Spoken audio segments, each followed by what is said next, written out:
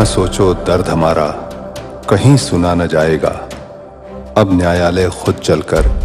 चौपालों तक आएगा।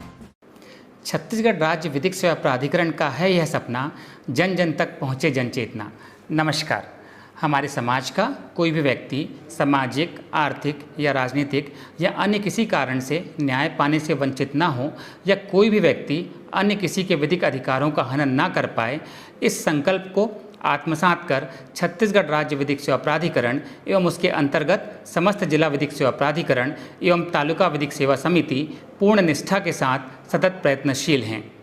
आम जन तक उनके कानूनी अधिकार सुलभ कराने हेतु छत्तीसगढ़ राज्य विधिक सेवा प्राधिकरण द्वारा ई प्लेटफॉर्म पर जन चेतना नाम से एक अनूठी पहल प्रारंभ की गई है, जिसके तहत न्यायाधीश आप सभी के समक्ष कानूनी जानकारी लेकर उपस्थित हो रहे हैं। इसी कड़ी में जिला विधिक सेवा प्राधिकरण जगदलपुर की ओर से मैं अभिषेक शर्मा, अतिरिक्त जिला एवं सत्र न्यायाधीश FTC, आप सभी के समक्ष भारतीय समाज के ज्वलंत विषय बाल तस्करी या बाल शोषण के विषय में कानूनी जानकारी देने के लिए आप सभी के समक्ष उपस्थित हुआ हूँ। कहा जाता है कि बच्चे हमारे देश का भविष्य हैं। यह बात सही भी है, किंतु जितनी आसानी से हम इस बात को बोलते हैं, क्या हम और आप उतने ही संवेदनशील हैं हमारे देश के बच्चे जो कि हमारे भविष्य हैं, इनकी सुरक्षा एवं संरक्षण हेतु? शायद नहीं, क्योंकि यदि आप और हम संवेदनशील होते तो हमारे भारत देश में हर 1 मिनट में 8 बच्चे लापता नहीं होते। यह आंकड़ा यह दर्शित करने के लिए पर्याप्त है कि हम अपने बच्चों की सुरक्षा के लिए कितने असंवेदनशील हैं। साथियों, यह बहुत ही चिंतनीय विषय है जिस पर हमारा और आपका जागरूक होना अत्यंत आवश्यक है।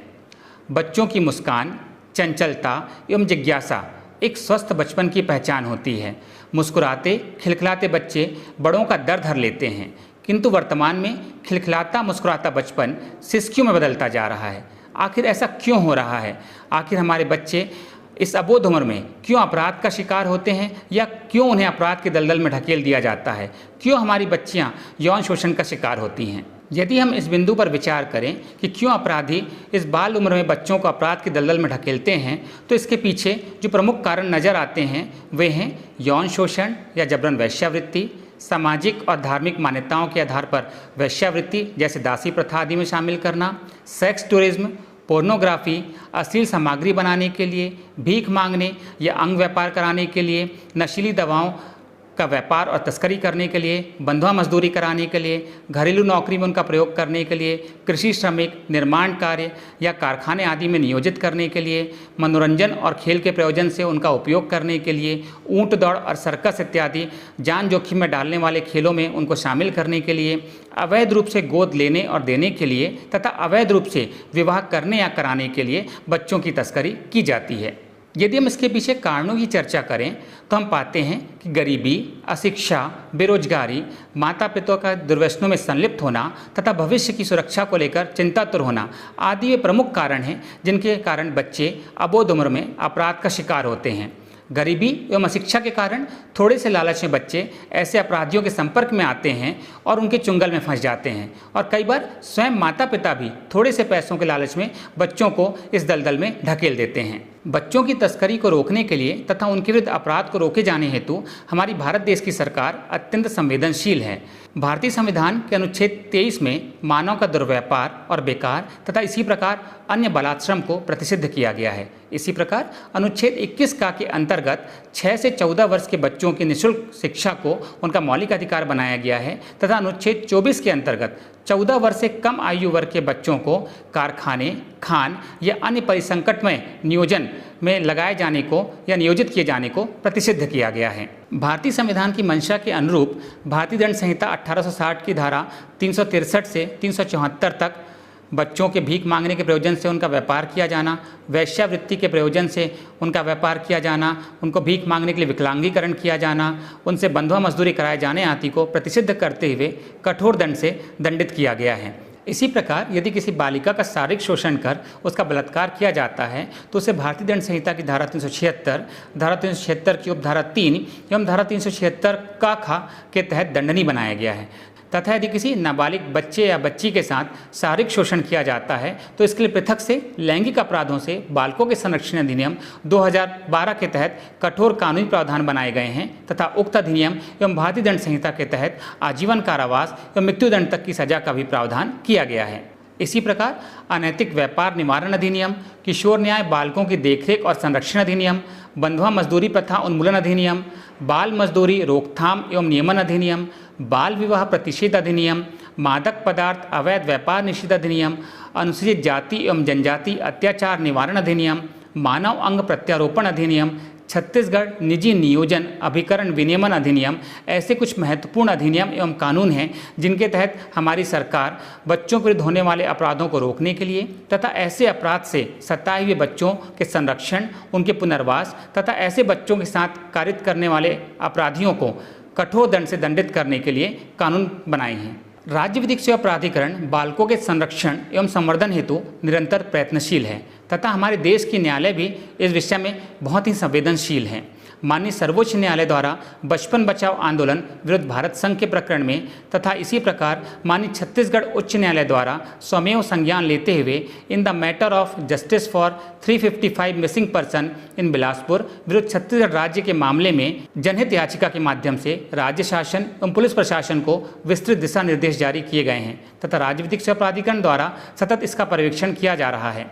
उक्त दिशा निर्देशों के अनुरूप पुलिस प्रशासन द्वारा ऑपरेशन मुस्कान एवं तलाश के तहत गुमशुदा बच्चों को ढूंढने तथा लावारिस बच्चों को उनके परिवार से मिलाने एवं उनके बचाव तथा उनके पुनर्वास हेतु लगातार कार्य किया जा रहा है तथा उनके विरुद्ध होने वाले अपराधों को रोकने के लिए प्रयास किया जा रहा है तथा इससे संबंधित संपूर्ण जानकारी खोया पाया वेब पोर्टल में इंदराज की जाती है तथा इसके लिए समय समय पर हमारे छत्तीसगढ़ राज्य विधिक सेवा प्राधिकरण द्वारा प्रशिक्षित पैरालीगल वॉलंटियर भी सहायता हेतु उपलब्ध रहते हैं तथा लोगों को जागरूक करने का प्रयास करते हैं। विधिक सेवा प्राधिकरण द्वारा स्कूली छात्र छात्राओं को तथा उनके अभिभावकों को उनकी सुरक्षा हेतु जागरूक करने के लिए गुड टच, बैड टच आदि संवेदनशील विषयों पर विधिक साक्षरता शिविर एवं शॉर्ट फिल्म के माध्यम से लगातार जागरूक करने का प्रयास कर रही हैं। हमारी सरकार एवं राज्य विधिक सेवा प्राधिकरण इस दिशा में सतत संवेदनशील होकर कार्य कर रही है। बस आवश्यकता है हम सभी की थोड़ी सी सजगता, सतर्कता एवं जागरूकता की।